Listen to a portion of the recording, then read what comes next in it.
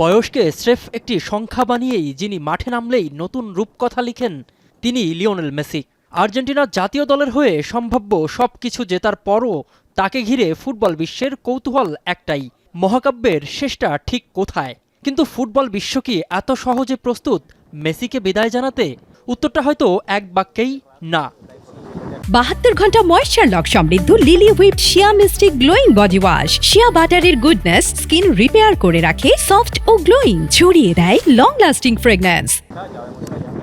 বাকিদের সেই সুরেই সুর মিলিয়েছেন ১৯৯৪ বিশ্বকাপে ঝড় তোলা বলিভিয়ার সাবেক কিংবদন্তি মিডফিল্ডার মার্কো এল ডিয়াভলো এচেভেরি। আর্জেন্টাইন সংবাদ মাধ্যম সুপার দেপোর্তিভো রেডিওকে দেওয়া এক আবেগঘন সাক্ষাৎকারে তিনি জানান, আগামী বিশ্বকাপে মেসি না থাকলে তা হবে ফুটবলের জন্য বড় ক্ষতি। এমনকি মেসিকে খেলাতে ১০ লাখ মানুষের পিটিশন বা স্বাক্ষর গ্রহণ করতেও রাজি তিনি।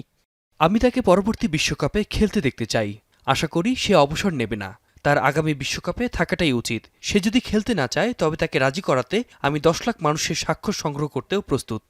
এচেভেরি কেবল অনুরোধ করেই ক্ষান্ত হননি। ৩৯ বছর বয়সে এসেও মাঠে মেসির একক আধিপত্যের প্রশংসাও করেছেন তিনি। তার মতে বয়সের প্রভাব এড়িয়ে মেসি এখনও বিশ্ব ফুটবলের সেরাদের জায়গায় অবস্থান করছেন। তার মতে আগামী বিশ্বকাপেও এই বাঁ পায়ের জাদুকরকে দেখতে মুখিয়ে আছে গোটা ফুটবল বিশ্ব। মিনারুল ইসলাম, এখন।